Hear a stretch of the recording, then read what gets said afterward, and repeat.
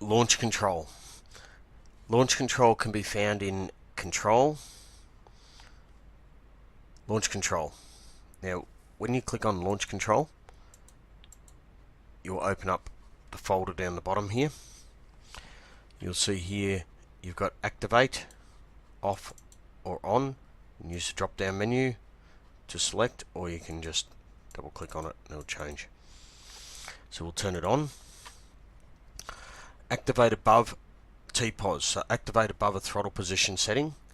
So we've selected here 80% throttle to activate above, inactive below 75% throttle. If you've got a wheel speed sensor connected up, you can activate it by a wheel speed sensor as well as secondary switching as well. So activate with wheel speed sensor, so if you turn it on, and you can nominate when to activate. Activate below 5 kilometers an hour, inactive above 6 kilometers an hour. It depends on sort of how you've set your wheel speed up and what you consider to be right for your vehicle.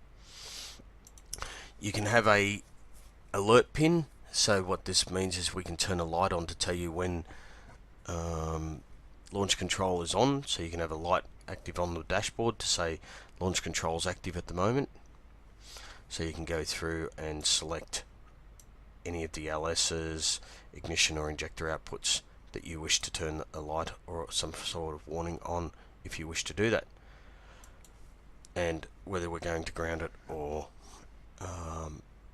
put a positive out to it. Okay, launch boost pressure. Now what this means is that when you hit the desired pressure, launch control will switch off.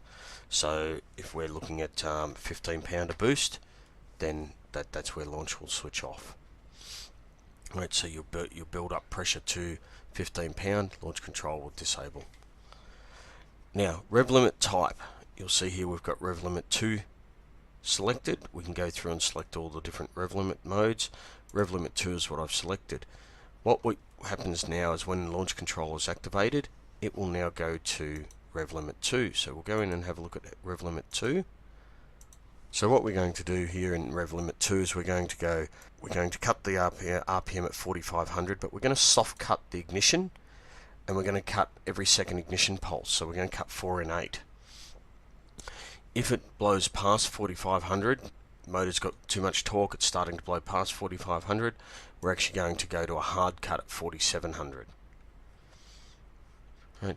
That's set up now and will be activated by the launch control. Nothing else needs to be done there.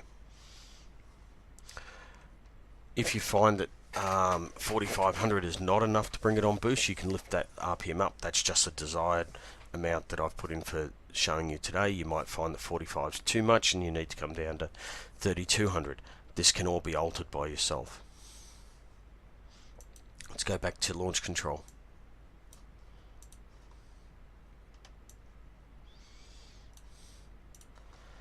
So we've picked rev limit 2.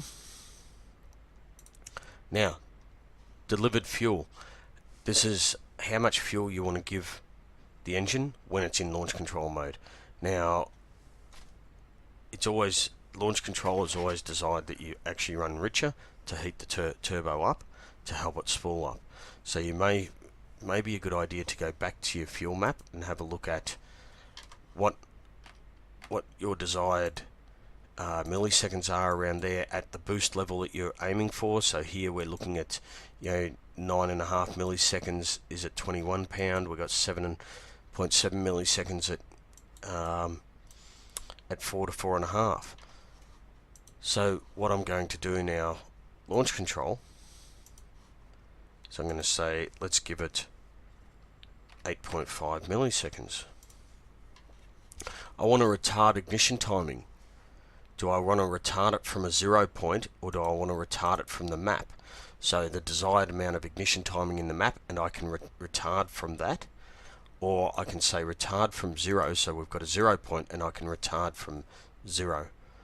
Really, so it depends on how the engine and turbo combination is working to what you need, but in this case we're going to retard from the map, and I want to retard 11 degrees. Maximum activation in seconds. you might say we want to have 5 seconds of launch control. So as you bring it on and all parameters are met, launch control will only stay active for 5 seconds. You may say you want it 10 seconds, 20 seconds. Once again, turbo combination and motor combination will determine how long you actually need that implemented. Now you've got some secondary activation points for launch control.